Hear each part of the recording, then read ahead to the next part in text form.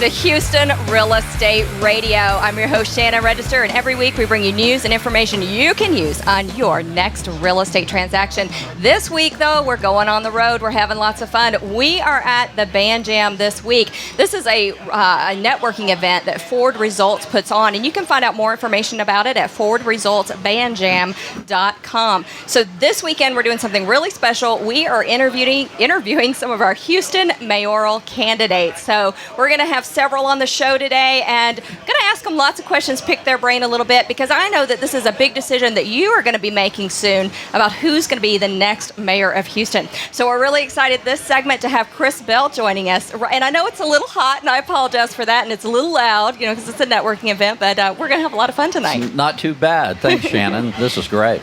So tell us, what sets you apart from some of the other candidates? Well, I think my experience is extremely helpful. I served 5 years as an at-large member of the Houston City Council and then served a term in Congress. So I'm really the only candidate in the race who has both municipal experience and federal experience. And that's going to be very important going forward, knowing how different branches and levels of government connect and intersect and can work together to meet some of our challenges. And as you might have noticed, we have a lot of challenges. We do have a lot of challenges. Let's talk about some of those. Okay. So one of the ones that I want to talk about is our budget, because that has been out of control for a while. And I know you've got plans. You've thought about that a little bit. So let's talk a little bit about fiscal responsibility and what are your plans for making changes for Houston so that we spend less? I chaired the Fiscal Affairs Committee when I served on council, and so it's something I've thought about for a long time. And I think we have to change our overall approach to budgeting here in the city of Houston. I'm a big fan and have been an advocate for a long time of what is called zero-based budgeting, where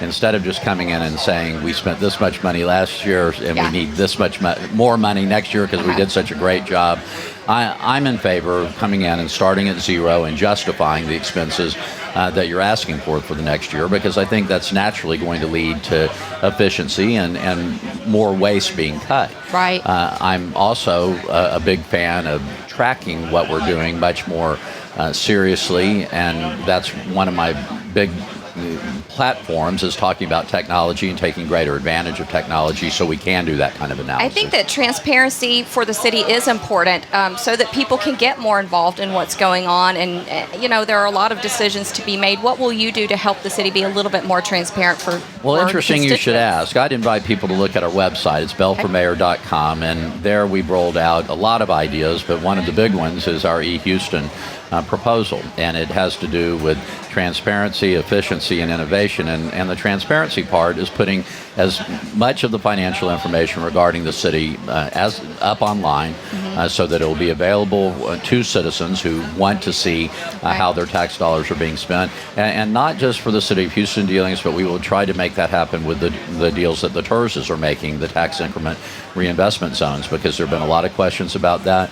And my feeling about that, Shannon, is always, I love the saying, sunshine is the best disinfectant. And I think some people would say that there had been a whole lot of sunshine shining in on City Hall these days. Yeah.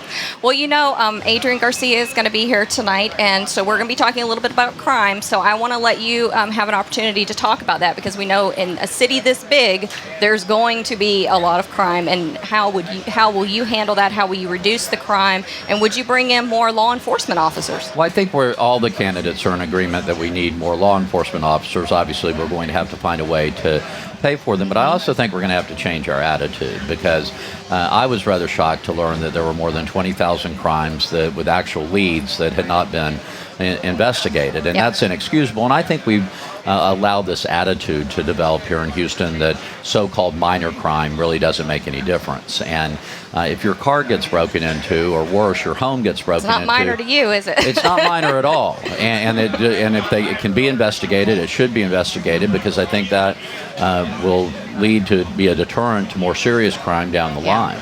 And I also think, again, going back to technology, something I focus on a lot, we need to do a better job of tracking crime. And when you see an increase in an area, for lack of a better term, flood the zone and put more officers in that area. There's no better deterrent than that. Well, it certainly helps the housing market when there's lower crime in an area, and I like that. So. Well, that's what people are looking for. People want to live in safe neighborhoods. They want to be safe. They want their families to be safe. So Absolutely. I think that's important.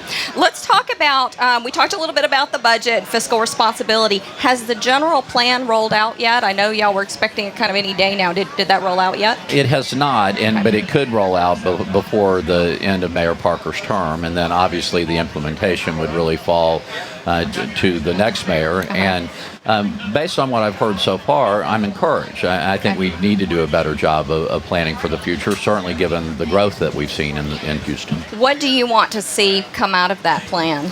Well, mobility, I think, is... that's my next topic. Well, I hate to jump the gun on you, but it's a huge concern, and the overall infrastructure and how we're going to really plan for the growth that we're seeing here in the city of Houston. You can't just let the growth take place and not think how that's going to impact other facets regarding the overall quality of life. Well, mobility is such a huge issue. No matter where you live in Houston, you're going to have certain traffic patterns that are hard to fight certain times of the day. So, I think that's something that's a concern for everybody, all the way up to the state level. I mean, there's some big issues with transportation. How will you address those? Well, first of all, I think let's start at just the kind of local level with the potholes. The potholes, yes. I know you probably haven't noticed them. I've hit a few potholes. But we're going to have to deal with it. But and we can modernize our approach, and there's better equipment out there, trucks that can be staffed with one person who can be trained in a couple of days and fill a pothole in less than 5 minutes. And it shouldn't take weeks or months to get potholes filled. I think you call it in, and that should be filled in about 48 hours, and people should be able to track it online. What? There's some that have been out there for 6 months to a year, oh, 48 hours. And but see, the thing about that, Shannon, is that once we get our arms around it and get past the crisis level, then there's no reason. Other cities have put in a 48-hour time limit, and I think people should be able to track it, because if you can watch your pizza being made at Domino's now, you should be able to watch your pothole being filled in your neighborhood. That's true. Transparency. It's all about that transparency. All right, let's talk about the Rebuild Houston project. I know that was a very big project. How do you feel about that? Well, I'm not a huge fan. I think that at the very least we need an audit to see how the dollars have been spent. There have been a lot of questions raised, even by some people who sit on the oversight board, as to how the money's being spent. It was sold as a street and drainage plan, and if those dollars aren't being spent on streets and drainage, that needs to be addressed. And if we could go back to mobility for just a moment, something that we proposed that I think is going to be very important going forward, and it's another one of our ideas, and I'm kind of proud that we run this campaign based on ideas, is taking streets and traffic management out of the Public Works Department and making it its own department, so that anything touching on mobility, whether it's potholes or the synchronization of traffic lights, something else that drives me insane, or anything. So you're in favor of empowering the Public Works Department? So that they can do that more? Would come out, and it would be its own department. And so then all of those things touching on mobility would remain very high on the priority scale, and they'd be reported directly to the mayor's office. Okay. All right. Very good. So overall, what's the most important thing to you that you feel like Houston really needs right now? Is it the transportation issue? Well, transportation's important. Infrastructure is important. Getting our arms around the financial challenges that we face, I think, is going to be very important. Bringing some new ideas and being open to some new ideas. Someone the other day said that, we don't need any more revenue in the city of Houston. Well, we don't need more tax revenue, and I'm certainly not for a tax increase, but if there are clever ideas out there where we could be bringing more revenue into the city, we need to be doing that. But I think the most important thing is to modernize, and the reason I got in the race is because I really want Houston not only to be the fourth largest city, but to actually start acting like the fourth largest city and to become one of the most modern cities in the country, and we have the perfect foundation to do it. Very good. All right. Well, I think that sounds like a good idea.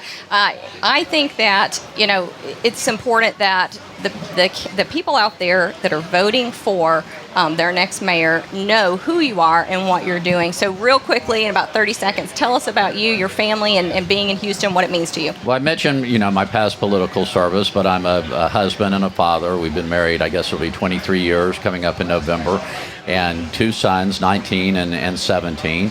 And I'm not from Houston. I'm a transplant, like over 50% of the population, and have found it to be the great land of opportunity, and wanted to continue to be the great land of opportunity for others that follow. All right, fantastic. Well, we appreciate you coming on the show. You're listening to Houston Real Estate Radio, and we're coming to you from the Band Jam in Houston this week. We'll be right back after a word from our sponsors.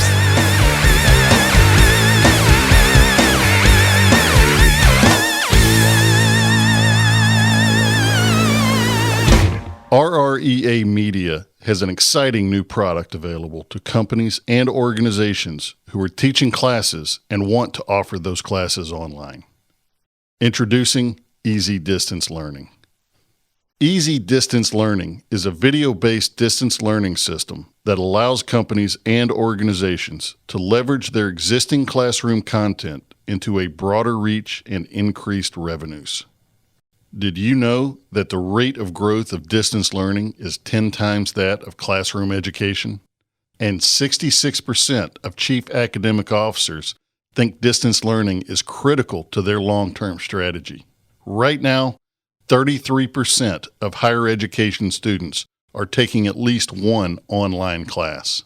Companies and organizations not offering a distance alternative to in-class instruction risk being left behind. Video-based distance learning has three basic components: classroom capture, post-production, and content distribution. Easy Distance Learning is a comprehensive and modular system that covers all three components that can help your organization with what you are missing in offering a quality and convenient online learning experience. You choose the parts you need help with. Easy Distance Learning offers another revenue stream, a broader reach of your existing content, and a professional presentation with a great learner experience. Contact us today for a free estimate and see how Easy Distance Learning can take your company or organization to the next level.